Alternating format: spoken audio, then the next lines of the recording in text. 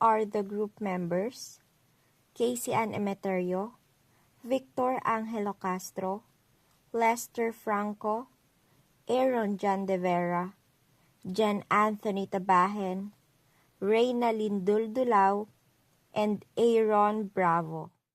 Good day everyone. So today we will discuss the biomass energy, its basic concepts, working principles, sources, different types, and so on and so forth. So first, let us talk about the introduction to biomass energy. Well, biomass energy is one of the oldest sources of energy used by humans. Noon pa man, gumagamit na ang mga tao ng kahoy para sa pagluluto, pagpapainit, at iba pang pangangailangan.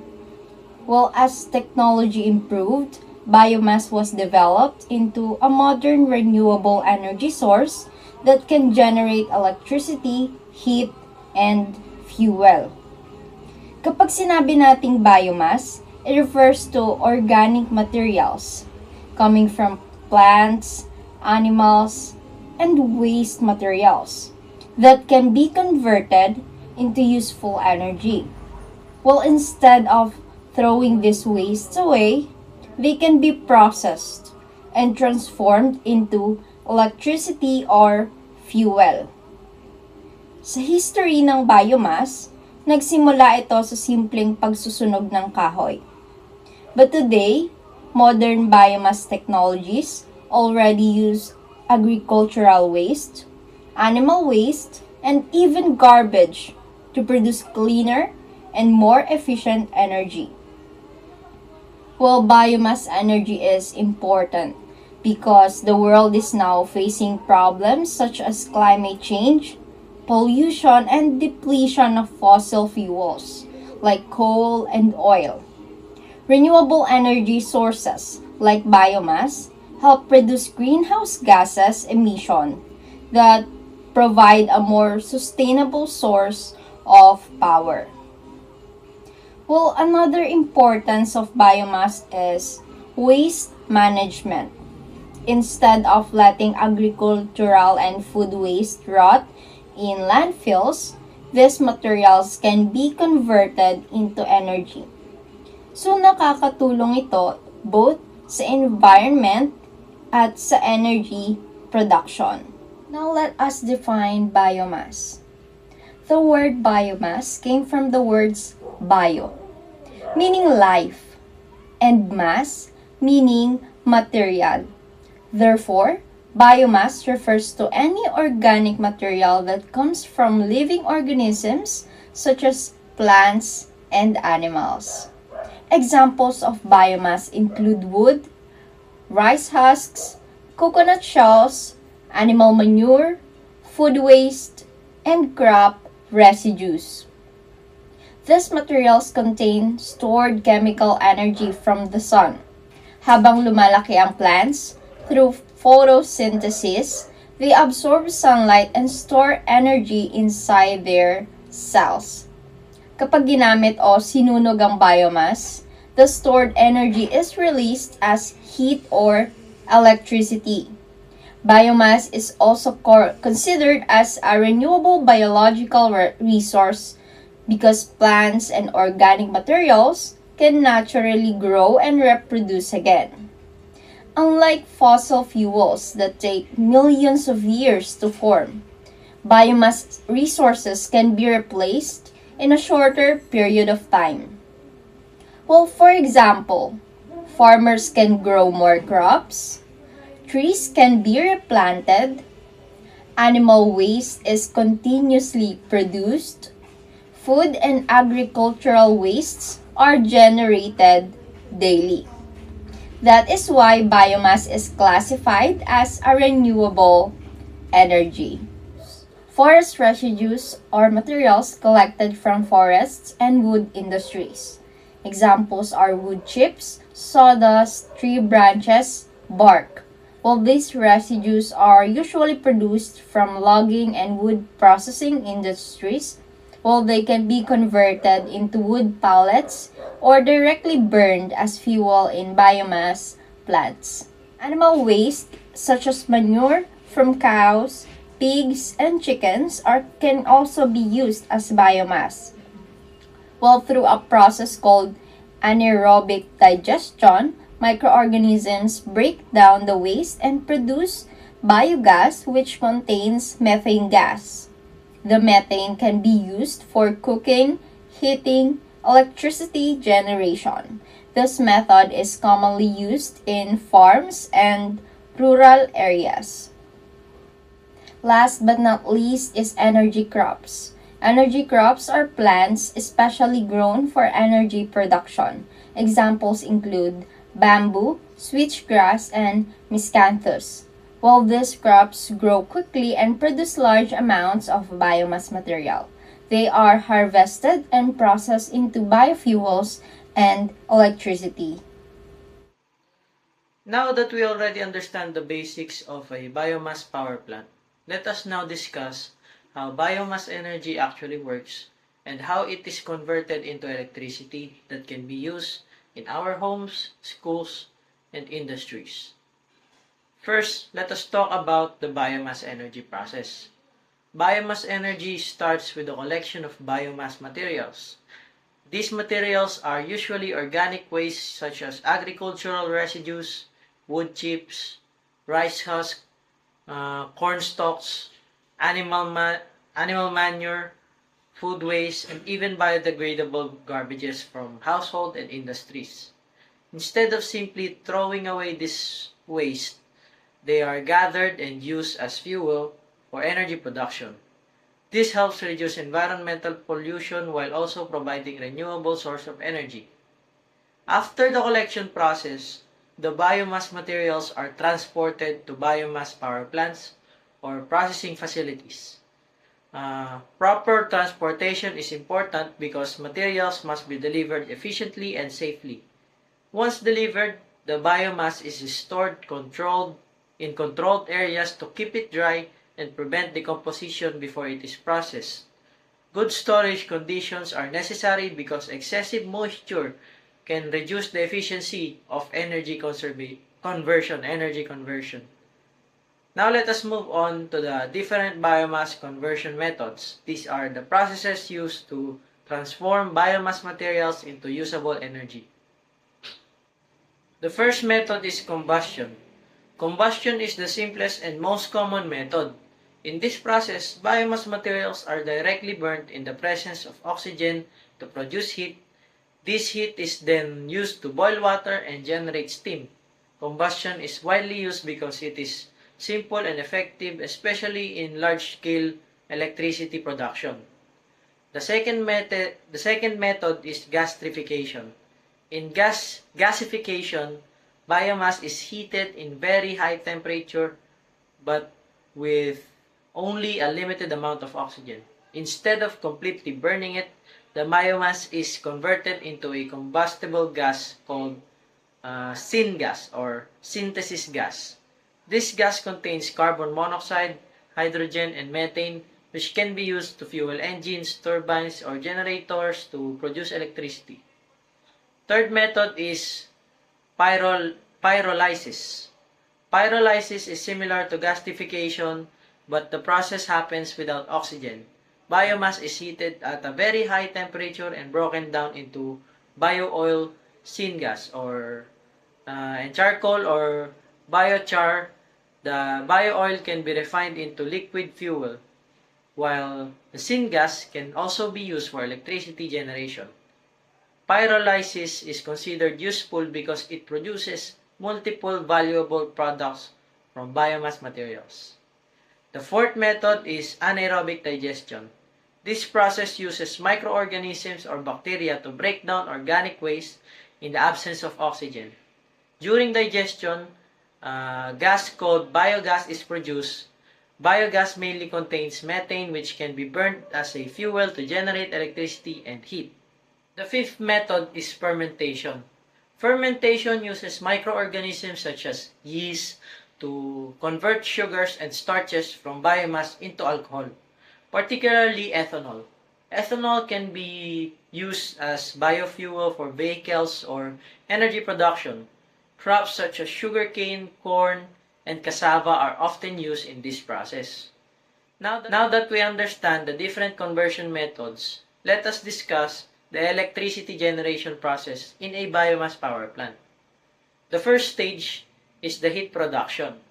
Depending on the conversion method, used biomass produces heat after either through direct combustion or through the burning of gases produced during the process. This heat energy becomes the main driving force of the power generation system. The second stage is the steam generation. The heat produced is used to boil water inside large boilers. As the water heats up, it turns into high-pressure steam. This steam contains a large amount of energy that can be used to operate machinery. The third stage is turbine rotation. The high-pressure steam flows through the turbine blades, causing the turbine to spin rapidly. The turbine acts like a large mechanical wheel that converts energy of steam into mechanical motion. Then the fourth stage is generator operation. The rotating turbine is connected to a generator. As the turbine spins, the generator converts mechanical energy into electrical energy through electromagnetic induction. This is the actual stage where electricity is produced.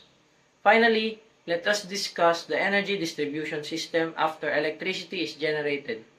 It cannot immediately be used by consumers. The electricity first passes through transformers and adjusts the voltage to suitable levels of transmission.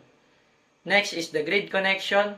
The generated electricity is connected to the power grid, which is network of transmission lines that carries electricity across cities and provinces. The grid allows electricity from biomass power plants to be shared with different communities and industries. Then lastly is the power delivery to consumers. Through distribution lines, electricity reaches homes, schools, hospitals, factories, and businesses where it is used for lighting, appliances, machines, and other daily needs. In this way, biomass energy becomes a practical and suitable source of electricity for society. Ang biomass energy ay nakukuha mula sa mga organic na materyales at nahati ito sa tatlong pangunahing uri, solid, liquid, at gaseous. Ang solid biomass ang pinakakaraniwang ginagamit sa mga power plant. Kasama rito ang mga wood chips, sawdust, mga tirang pananim tulad ng dayami at ipaha ng palay, at mga nabubulok na basura. Karaniwang itong direktang sinusunog para makagawa ng init. Liquid biomass. Ang tawag sa mga biofuel tulad ng bioethanol at biodiesel, nakukuha ito sa mga pananim tulad ng tubo, mais, o kaya vegetable oils. Kahit madalas itong ginagamit para sa mga sasakyan, pwede rin itong gamitin sa mga generator para gumawa ng kuryente. Ang gaseous biomass. Pangunahin na ang biogas at syngas ay nakakagawa na kapag nabulok ang mga organic na materyales ng walang oxygen, prosesong tinatawag na anaerobic digestion o kaya sa pamagitan ng matinding init. Ang biogas ay mayaman sa methane kaya direkta itong sinusulog sa mga gas engine o turbine para makapag-produce ng kuryente. Ang proseso sa planta ay nagsisimula sa fuel storage area kung saan ligtas na tinatago ang biomass na otomatiko namang dinadala sa conveyor system sa makina. Pagdating sa combustion chamber, sinusunog ang biomass sa mataas na temperatura at ang init nito ang magpapakulo sa tubig sa boiler para maging high pressure steam o singaw. Ang malakas na pressure ng steam ang magpapaikot sa steam turbine na siya namang magpapaandar sa generator para tuluyang gumawa ng kuryente. Pagkatapos, dadaan ang nagamit na turbine sa cooling system para lumamig at maging tubig ulit na pwedeng ibalik sa boiler. Habang nangyayari ito, tinitiyak ng ash handling system at emission control equipment na ligtas na makakolekta ang mga abo at masasali ang mga nakakalasong usok bago ilabas sa hangin upang maiwasan ng pollution. Bago sunugin ang biomass, kailangan mo na itong ihanda ng maayos para mas maging efficient ang planta at mabawasan ng pollution. Una ay ang drying process. Madalas basa o may moisture pa ang raw biomass, kaya nakakabawas ito ng init kapag sinunog. Patutuin muna ito sa mga industrial dryer, kasabay nito ang moisture control para siguro yung tama at pantay ang pagkatuyo ng mga fuel para walang maging problema habang sinusunog ito. Susunod ang size reduction. Ang mga malalaking piraso ng kahoy o basura ay pinapaliit gamit ang mga chipper machine. Kapag pino at pare-pero ang laki ng biomass, mas mabilis at pantay itong masusunog. Sa maraming modernong planta, ginagawa ang pelletization. Ang mga pinininong biomass ay pinipress na maigi para maging maliit at siksik na pellets. Dahil dito, mas madaling i-store, i-transport at mas maganda ang bigay ng init kapag sinunog. Ang mismong operasyon ay nagsisimula sa fuel feeding, kung saan automatic na sinusubo ang biomass sa sunugan sa tamang dami at bilis. Depende sa kung gaano karami kuryente ang kailangang i-supply. Sa heat at steam production, maingat na binabantayan ang apoy para sigurading tuloy-tuloy ang paggawa ng steam sa boiler. Dito nagaganap ang mechanical to electrical energy conversion, kung saan ang patuloy na umikot na turbine at generator ang gagawa at magpapadala ng kuryente sa mga linya o power grid. Upang masulit ang buong proseso, gumagamit din ang mga planta ng waste heat recovery para kunin ang mga natirang init mula sa mga makina at usok na pwedeng gamitin pampatuyo ng bagong biomass o pampainit ulit ng tubig sa boiler. So let's talk about the application, advantages and disadvantages of biomass energy. So first one, in terms of application, we have the residential heating. So pagka sinabi natin residential heating, ito yung capacity or kakayahan ng biomass energy to provide a elevating temperature, especially to the country that are yung malalamig na bansa or yung meron talaga silang winter season. So, kailangan nila ng material or energy source kung saan pwede nilang mapainit yung mismong loob ng bahay. And then second one, we have the cooking fuel. So, ibig sabihin nito, nagagamit din natin yung biomass energy in order for us to cook or makapagluto ng pagkain natin, makapag-prepare ng mga pagkain in terms of yun nga sa home-based application. And then thirdly, we have the industrial electricity generation. So, ibig sabihin na to, hindi lang natin or hindi lang limited yung paggamit ng biomass energy in terms of home-based or sa kakayahan ng isang kabahayan. So, ibig sabihin, pwede rin natin yung gamitin yung biomass energy in a large scale. So, for example, yung pag-create ng energy or parang alternative siya sa pag-create ng energy or pag-supply ng energy in the specific vicinity or sa mga remote areas. Then third one, we have the transportation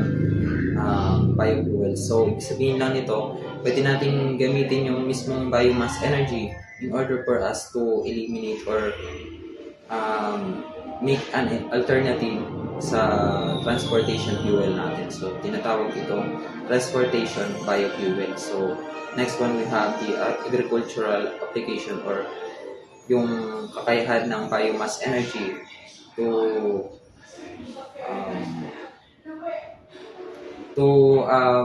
relate to the agricultural activities. So, sabihin kasi nito, di ba, pagka gumagawa ka ng biomass energy, kailangan mo ng mga woods or mga binubulok na material. So, usually, yung mga dapat nasa landfills na mga materials. So, pwede mong gamitin yung mismong material na to or yung waste material na yun to make a fertilizer as well. So, di ba, yung mga energy na mapoproduce nun, pwede mong extract as well as yung mga waste material na organic, pwede mo namang gamitin sa agricultural purposes. So, kaya meron siyang agricultural application. And then, next one, we have the rural electrification. So, ano nga ba ibig sabihin ng rural electrification?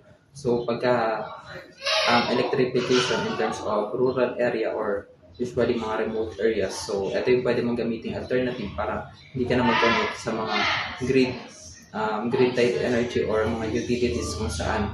Siyempre, ang main problem naman dito kasi is yung transmission line. So, mahaba yung tinatravel ng kuryente para makaabot sa community na remote or wala talaga silang malapit na energy source. So, ano yung possible na gawin nila? Alternative yung mismong biomass energy na to or yung production ng biomass. Then, let's talk about the advantages of biomass energy. We have a renewable energy sources. So, ibig sabihin nito, pwede natin gamitin yung mismong biomass fuel para makapag-produce ng renewable source of energy. So, alam naman natin na pagka renewable source energy, mas efficient siya or magiging alternative siya in terms of yung mga like coal na matagal or usually parang hindi mo siya mapapalitan kasi mas mataas yung consumption niya in terms of yung pagkuha or paggamit natin sa mga activities natin versus sa pag-produce or pag-generate ng mismong source of electricity or source of energy na yun. So, kasi mga non-renewable yun, di ba? Then, next one, we have the waste reduction. So, sa concept ng waste reduction, yung mga dapat itapon natin sa mga landfills, pwede natin gamitin para makapag-produce or makapag-generate ng biomass energy. So, imbis na itapon natin, magagamit natin siya sa pagpuproduce pa ng mga energy, yung energy na pwede natin gamitin sa iba pang purposes or para makapag-produce ng usable or beneficial activities. Then next one, we have the lower greenhouse emission, greenhouse gas emission. So ibig sabihin lang naman ito is yung mismong greenhouse gases na dapat na produce para like for example, carbon dioxide na nakakasira sa atmosphere natin or sa mismong ozone layer natin ay nare-reduce kasi nga ginagamit natin yung biomass which is less in carbon emission or sa greenhouse gas emission. So next one, we have the local job creation. So ano yung sabihin ng local job creation na to? So kasi yung biomass energy production na to, nangangailangan ko ng monitoring or continuous monitoring. So, kailangan talaga natin ng mga labor para ma-track natin yung pagsasagawa or pagpaprocess ng mga biomass energy or fuel sa different stages. Like, for example, sa mismong pagpaprocess pa lang nito or yung pag-extract ng mismong biomass and as well as sa mga handling or for storage purposes. And then the next one, we have the energy independence. So, just like I said earlier, pwede natin gamitin yung mismong biomass energy para makapag-create or makapaggawa ng alternative source of energy, especially sa mga remote areas. So, pagka meron kang ganun or kaya makapag-produce ng isang komunidad ng energy in their specific place or vicinity, pwede sila magkaroon ng tinatawag na energy independence. Provided that the energy they produce are just enough to supply the community for certain period of time. So, isa pa sa kagandahan or advantages ng pagkakaroon ng biomass energy. However, meron din tayong tinatawag na mga disadvantages of biomass energy. So, first one, we have the air pollution concern. So, gaya ng sinabi ko kanina, nakakatulong yung mismong biomass energy para mabawasan natin yung tinatawag na greenhouse gas emission. Pero, meron din itong concern kasi nga, di ba pagka may nabubulok na material, ang kadalasan ng mga substance or hydrocarbon na napoproduce dito is like for example, methane. And alam naman natin na pagka na-expose yung tao or certain communities sa mga ganung gases, pwede silang magkaroon ng consequences or illness. So, yun yung isa sa disadvantages ng pagkakaroon ng pag-produce ng biomass energy. And next one, we have the deforestation risk.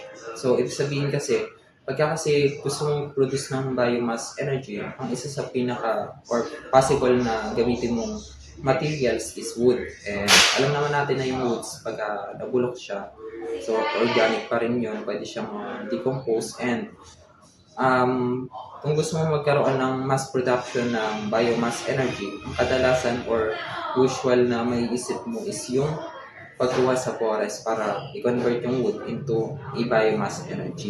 And ang biomass energy kasi may high volume demand siya, pero meron siya, nakakapag-produce lang siya ng maliit na energy or yung tinatawag natin na low bulk energy density. So, yun yung problema na possible na maging risk niya kasi nga wood yung kadalasan or pwede mong main constituent para makagawa ka ng biomass energy. So,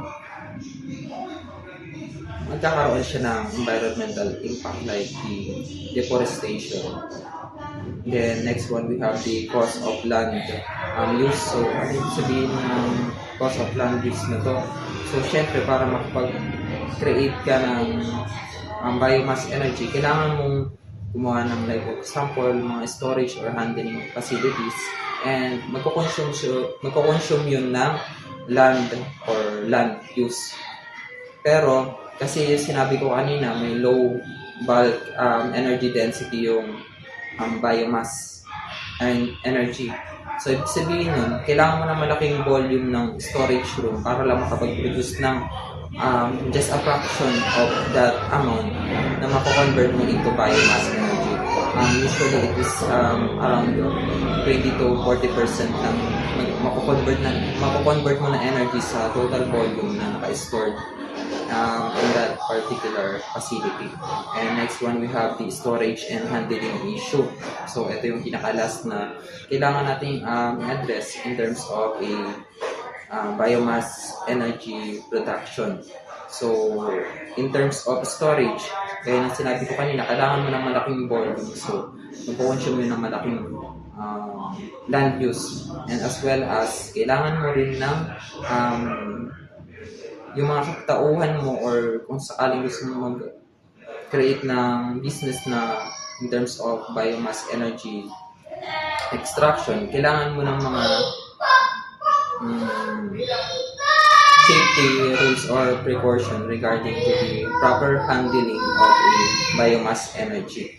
And as well as, kailangan mo rin ng proper waste disposal or yung mga waste na hindi mo na pwedeng magamit na related sa byproduct or waste product of a biomass energy conversion.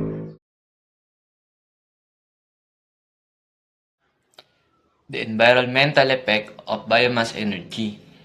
Ang biomass energy ay tinuturing na carbon neutral dahil ang carbon dioxide na inilalabas sa pagsusunog nito ay katumbas lamang ng hinihigop ng mga halaman habang lumalaki. Ngunit ayon sa pag-aaral, ang neutrality na ito ay pinagtatalunan dahil maaaring umabot ng 44 hanggang 104 na taon bago mabayaran ang tinatawag na carbon debt kapag nagputol tayo ng mga kagubatan para sa panggatong. Pagdating naman sa air quality ay hindi kompletong pagsunog ng biomass ay naglalabas ng mga mapanganib na pollutant tulad ng nitrogen oxide at carbon monoxide na nagdudulot ng polusyon sa lokal na hangin. Bukod dito, ang pagtatanim ng mga dedicated energy crops ay nangangailangan ng napakaraming tubig na maaaring magbigay ng matinding pressure o strain sa lokal na supply ng tubig.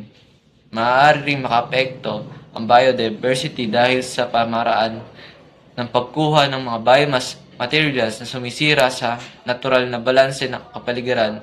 Gayunpaman, nakakatulong ang biomass sa landfill waste reduction sa pamamagitan ng pag-convert ng mga basura agrikultural at organic upang maging enerhiya sa halip na mabulok lamang sa mga tambakan at maglabas ng mas mapanganib na gas. The climate change effect of biomass energy. Malaking kontribusyon ng biomass sa pagbababa ng carbon emission reduction o ang kabuang greenhouse gas emission sa mundo. Mahalaga ito lalo na kapag pinapalit ang biomass sa coal at sa mga sektor na mahirap gamitan ng kuryente gaya ng aviation at malalaking shipping vessels. Dahil dito, ang biomass ay tinuturing na isang pangunahing sangkap upang maabot ang ating net zero goals pagdating ng 2050. Isang mahalagang teknolohiya rito ay ang bioenergy with carbon capture and storage na tumutulong upang makuha at maitago ang carbon bago pa ito kumalat sa atmosphere. Kung ihahambing sa fossil fuels, ang biomass ay karaniwang naglalabas ng mas mababang antas ng nitrogen oxide, sulfur dioxide at bawat megawatt-hour kaysa sa coal. Gayunpaman, dapat tayong maging maingat dahil ayon sa ilang pag-aaral, kung hindi mapamahalaan ng wasto ang mga pinagkukunan nito, ang ilang uri ng biomass ay maaari maglabas ng emisyon na kasing taas o mas mataas pa sa fossil fuels sa loob ng maikling panahon. Sa madaling salita, ang biomass ay isang makapangyarihang tool laban sa climate change, ngunit nangangailangan ito ng tamang teknolohiya at responsableng pamahala upang matiyak ito na tunay na makakatulong sa ating mundo. The economic importance of biomass energy. Ang biomass energy ay may malaking ambag sa ekonomiya sa pamamagitan ng paglilikha ng employment opportunities o mga lokal na trabaho sa pag-aani, pagpoproseso at pagbibiyahe ng mga materyales pati na sa operasyon ng mga planta. Dahil dito, nagkakaroon ng rural development kung saan nagkakaroon ng mga bagong pagkakakitaan ang sektor ng agrikultura at kagubatan sa pamamagitan ng malalayang lugar. Sinusulong din ito ang industrial growth sa pamamagitan ng pamumuhunan sa mga makabagong teknolohiya gaya ng anaerobic digestion at gasification system. Sa kabuuan, pinapalakas ng biomass ang ating energy security dahil nababawasan ang pagdepende ng bansa sa mamahaling imported na petrolyo, habang ginagamit ang sariling likas na yaman para sa mas matatag na ekonomiya. Safety measures in biomass energy. Ang kaligtasan sa paggamit ng biomass ay nagsisimula sa fire prevention dahil madaling magapoy ang mga wood pellets at dumi ng agrikultura. Kailangan ang mahigpit na pagkontrol sa moisture at tamang ventilasyon sa mga storage facility. Malaga ang proper storage kung saan ang biomass ay dapat itago sa tuyo at takpan na lugar upang maiwasan ang pagkaagnas, pagdami ng mikrobyo at biglaang pagliyab o spontaneous combustion. Kinakailangan din ang emission monitoring o pagpatuloy na pagbabantay sa inilalabas na usok ng planta upang matiyak na ligtas ang hangin para sa lahat. Higit sa lahat, ang mga worker safety procedure ay dapat sundin, kabilang ang maingat na paghawak sa mabibigat na materyales o pagtatrabaho sa mga confined space na gaya ng silos upang maiwasan ang aksidente at mapanganib na pagka-expose sa alikabok at toxic na kemikal. Good day everyone. Today we're not just talking about burning wood or agricultural waste. We are talking about the evolution of energy. As the world shifts away from fossil fuels, biomass is stepping up. Hindi lang bilang alternative, kundi bilang isang major player sa global energy mix. Let's dive into the trends, innovations, and the future of biomass. Ano nga ba ang nangyayari sa industriya ngayon? There are four major trends driving the growth of biomass. First is the growth of biomass power plants. Dumadami na ang mga dedicated facilities globally. These plants provide a stable baseload power, unlike solar and wind na nakadepende sa panahon. Next is the waste-to-energy or WTE systems. Ito ang patok ngayon lalo na sa mga urban areas. We are turning our growing mountain of trash into electricity. It solves two problems at once: waste management and energy demand. Next one is the biomass co-firing with coal. This is a transition strategy. Sinasamahan ng biomass pellets ang uling sa mga power plants para mabawasan ang carbon footprint nang hindi kailangang palitan ang buong makinarya. Lastly, the government support and policies. None of these would be possible without subsidies and renewable portfolio standards, or what we call RPS. Governments are now giving incentives to companies na lumilipat sa green energy. Moving on, paano nga ba binabago ng teknolohiya ang sektor na ito? Let's talk about the innovations. First is the advanced biomass conversion. Hindi na lang ito basta pagsisindi ng apoy. We now use gasification and pyrolysis to create cleaner and more energy-dense fuels. Next is the smart biomass systems. Ginagamitan na natin to ng AI at IoT sensors para ma-monitor ang supply chain at ma-optimize ang combustion efficiency sa loob ng mga planta. Next one is the high-efficiency biofuel production.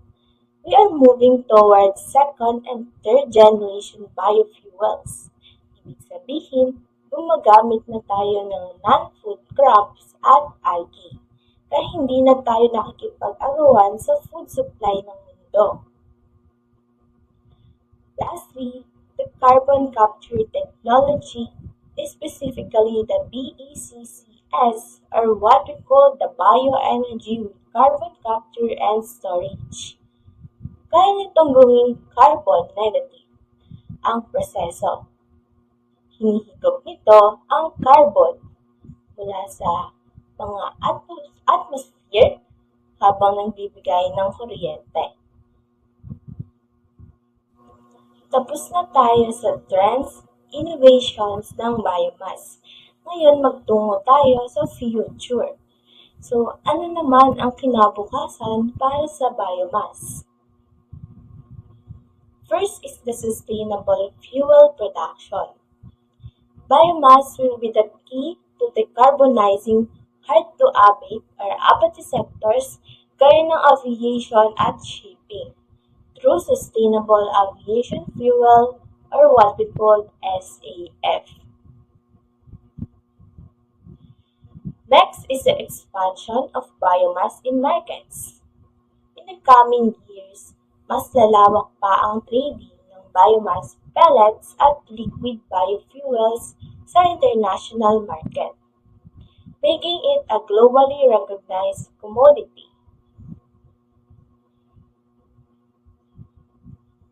Next one is the integration with smart grids. Biomass will act as a stabilizer sa mga smart grids natin. Kapag hindi sapat ang solar or wind energy, biomass will automatically fill the gap para walang brownout.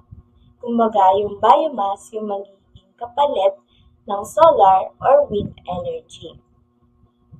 Lastly, the research and development. Patuloy ang pag-aaral sa genetic engineering para makagawa ng mga super crops na mas mabilis lumaki at mas mataas ang energy yield kahit sa tuyot na lupa.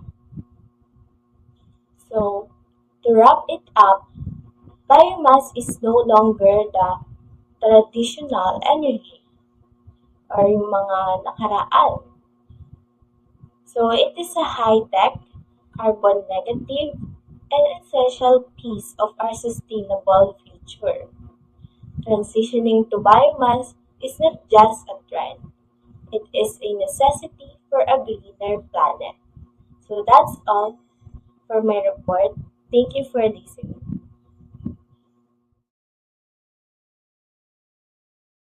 So, good day everyone. For this part of our discussion, I will talk about the largest biomass power plants in the world.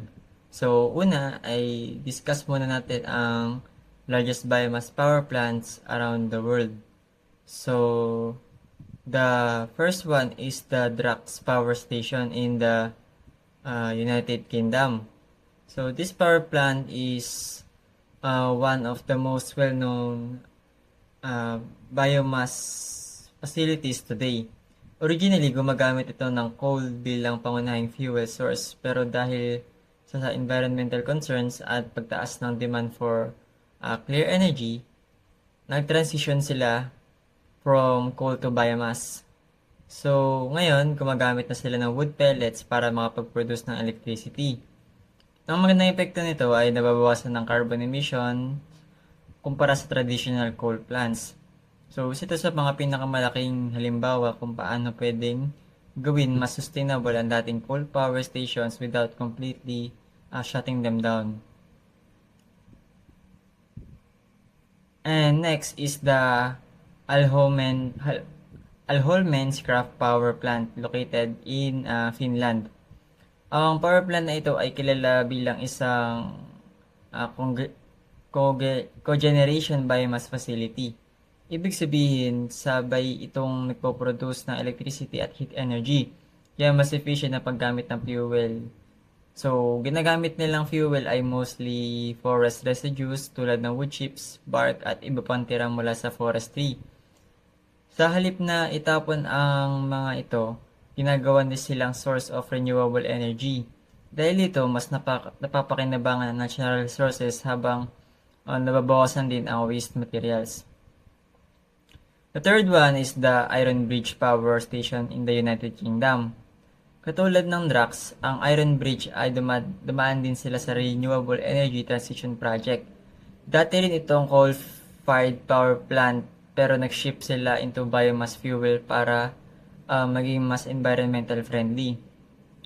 Ang project na ito ay naging magandang example ng adoption sa energy industry dahil ipinapakita nito ang kayang baguhin ng traditional plants and sa kanilang system para makasabay sa modern renewable energy goals.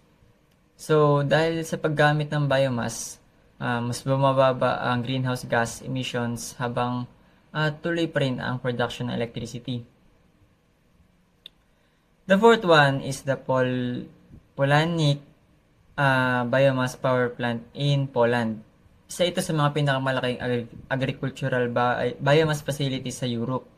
Ang ginagamit itong fuel ay agricultural biomass tulad ng straw, wood waste at farm residues. Dahil maraming agricultural waste ang napoproduce taon-taon, malaking tulong ang ganitong power plants dahil kinoconvert nila ang waste materials into useful electricity. Nakakatulong din ito sa farmers dahil nagkakaroon ng dagdag value ang agricultural waste instead na itapon lang o sunugin.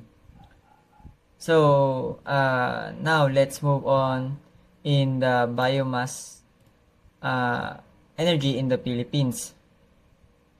Ang Pilipinas ay may malalaking potential pagdating sa biomass energy dahil sa agricultural country tayo. Maraming tayong agricultural resources na pwedeng gawing biomass fuel. Kabilang dito ang rice husk, coconut waste, sugarcane, bagas, corn residues, at iba pang agricultural byproducts. Isa sa pinaka-common biomass resources sa Pilipinas ay rice husk dahil isa tayo sa mga major rice producing countries. Napakaraming rice husk ang nagagawa pagkatapos ng milling process. So, imbes na maging waste material lang, pwede itong gamitin bilang fuel para sa biomass power plants. Ganito rin sa coconut industry. So, maraming coconut shells at husk ang pwedeng gawing renewable fuel source. So, bukod sa agricultural waste, meron din tayong iba't ibang biomass energy projects sa bansa. Ang mga proyektong ito ay tumutulong sa pag-produce ng renewable electricity, lalo na sa mga probinsya kung saan abundant ang agricultural materials.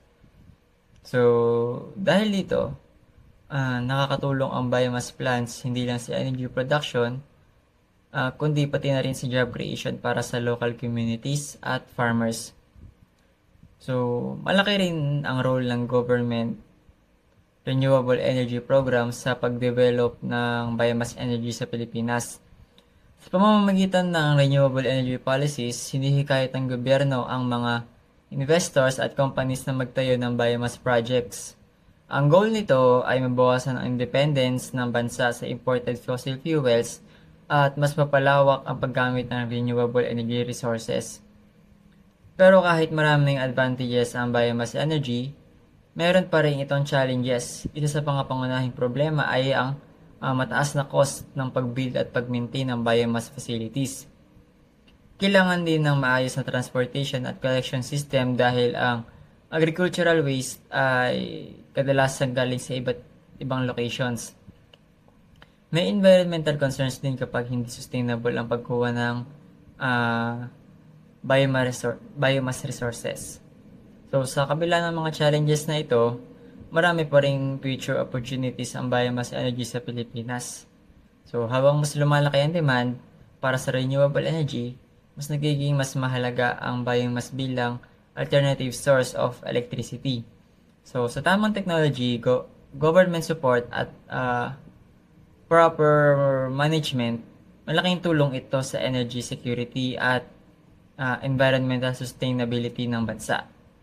So, ang biomass power plants tulad ng Drax Power Station, Alholmen's Craft, Iron Bridge at Pulanik ay nagpapakita ng kung paano ginagamit ang mga waste sa especially in agriculture and sa forestry industry na yun.